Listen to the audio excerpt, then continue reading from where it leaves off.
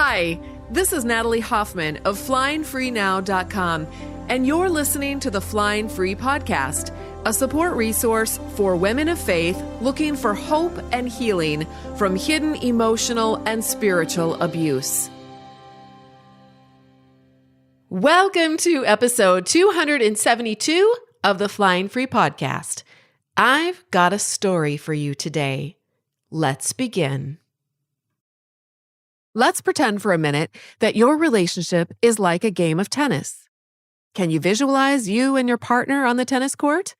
The game has just begun and the ball is going back and forth, back and forth. Once in a while, the ball drops.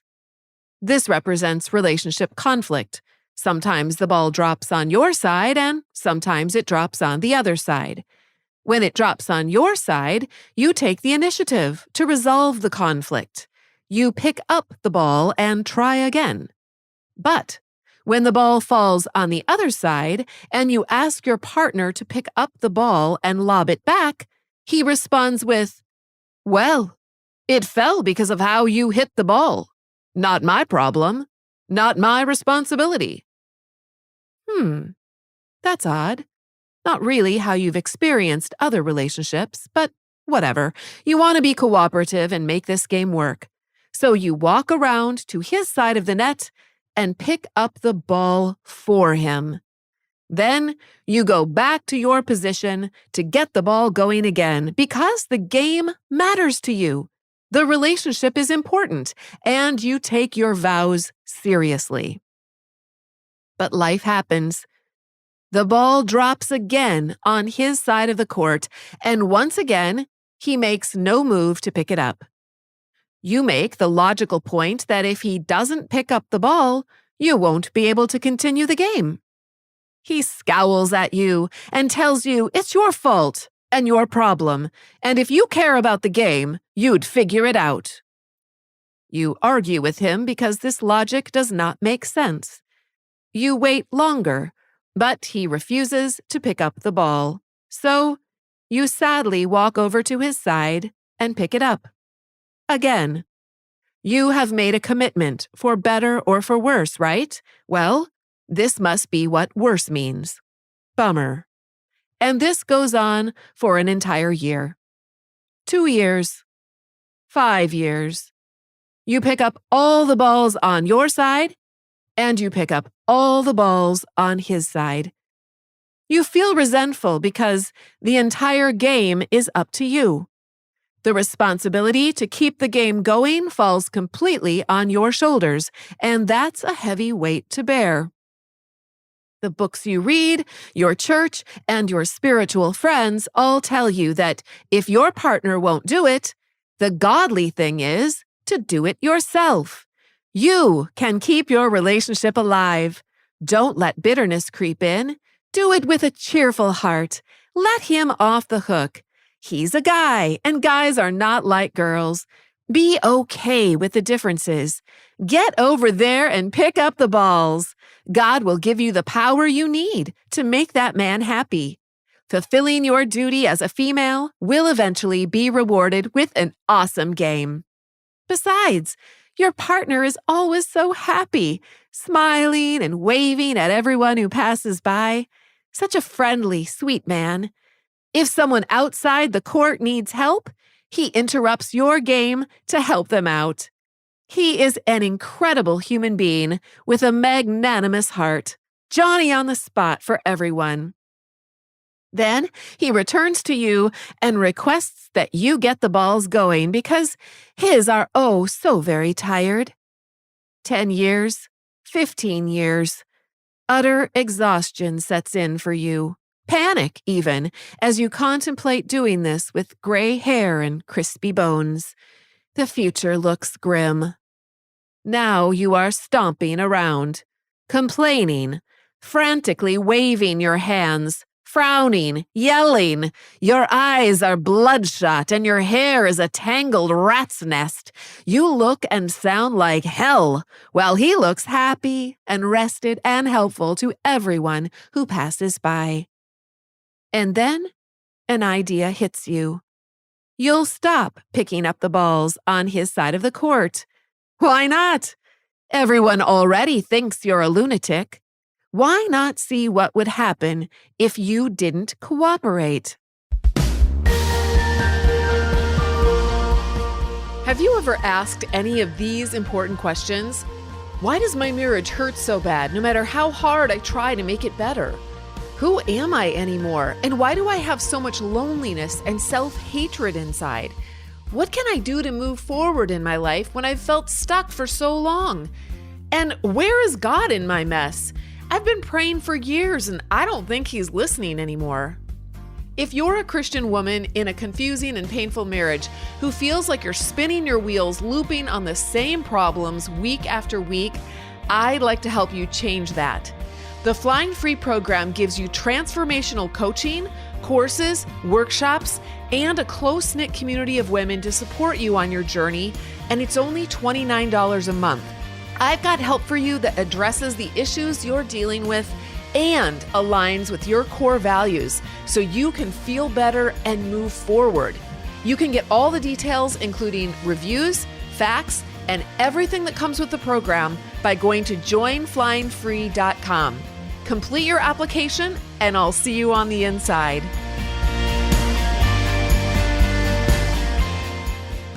The first ball drops on his side. He looks at you like, well, aren't you going to get your tushy over here to pick up the ball? You stare at him triumphantly, crazily, almost drunk on this strange sense of power, and you say, no. He waits. Surely you are bluffing, but you're not. Time passes. He looks around uncomfortably and waves at people. The ball remains at his feet. Someone passes by and yells at him, "Hey, the ball is at your feet." He waves back, "Yep, got it covered." They walk away, assuming the problem is taken care of, but it's not. The ball remains quietly lying there. You sit down on the tennis court pavement and wait. He gets an idea and goes to the back of the court where a huge bin of balls sits. He grabs a brand new ball and lobs it at you. You aren't expecting that, and the ball drops. But at least the game is moving again, so ever, if not insanely, hopeful, you haul yourself up, grab the ball, and lob it back. It falls. You wait. He leaves that ball on the ground along with the other one, and he grabs a second new one from the bin and starts the game again. You play like this for another pull your hair out in frustration 5 years until the entire court floor is covered with balls because you've decided that if he doesn't want to pick up any balls, you're not going to pick them up either.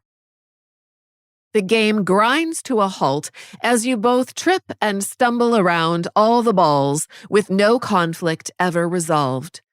Stupefyingly enough, it doesn't seem to bother him. He's fine with the ball-covered pavement as long as everyone that passes by thinks he's amazeballs. And they do. After all, look at his long-suffering patience in the face of utter negligence on the part of his wife. He smiles sadly, almost pathetically, and waves a friendly hand at all who pass by. Meanwhile, you are thinking about how this game never changes. Thinking about the fact that your head hurts from banging it on the same damn wall over and over and over again. Thinking about the fact that this man has never picked up a ball in 20 years, and the chances that he will pick one up now are dismally low. You are thinking, and then you decide. You're done. You don't want to be the one who is done. You've invested 20 years of your life picking up this guy's balls, and you really, really want it to be worth something.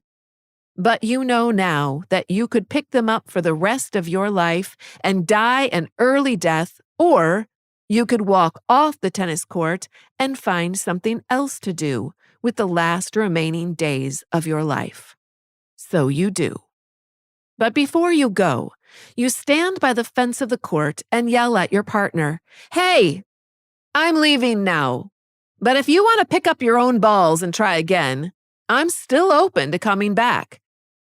He looks angrily at you because you talked about his balls that way, and he sullenly chokes out, "What? Look around me. I'm doing my best, but you can't possibly expect me to clean this whole thing up by myself. You made this mess too. Why should I be the one to have to clean it up?" You walk away. Your spiritual friends grab you and tell you you're crazy to leave such an amazing man, and what is your freaking problem anyway? What a quitter! You must not know God, and now your kids will go to hell.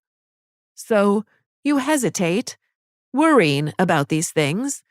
You look back at the court where some men are talking in hushed whispers to your partner. Suddenly, you see some movement. What? Is he going to pick up a ball? Seriously? Why, yes, he does pick up a ball. It's a miracle. You stare with your mouth gaping open as he walks toward you with the ball. He's actually going to take responsibility for something. Maybe there is hope after all. They must have convinced him that to play this game, you need to be willing to pick up some balls. He gets to where you are standing, looks compassionately at you, and says, "See this ball here? It's a real problem. I see that now.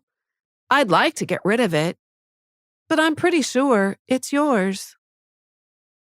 And that, dear friend, is how you know it's game over. What you just heard is the Audible version of Chapter 59 of my newest book, All the Scary Little Gods. When you get my new book, you'll be getting more than just a memoir. You'll be getting a handbook for freedom that will make you cry, scream, laugh out loud, and basically feel all the feelings. You'll get to read chapters called Satan's Children, Red Heifer, Saddle Up Your Horses, Sex at the Beach, I Am a Sheep, Soap and Vodka, Goo, Burn the Ships, Tsunami, and more. There are 89 chapters, all short, but each one packed with a punch, a blow, if you will, that will begin to dismantle everything in your life that is keeping you stuck and paralyzed with fear. I promise you have never read anything like it, and you'll be thinking about it long after you're done because it's going to change your life. If you're ready for that, head over to Amazon and search up All the Scary Little Gods. You can get it in Kindle, paperback, and Audible formats. Hey, beautiful butterfly, thank you so much for listening. If you liked this episode, be sure to subscribe and then consider leaving a rating and review so others can find us. To connect with me and get a free chapter of my book, head over to flyingfreenow.com. And until next time, fly free.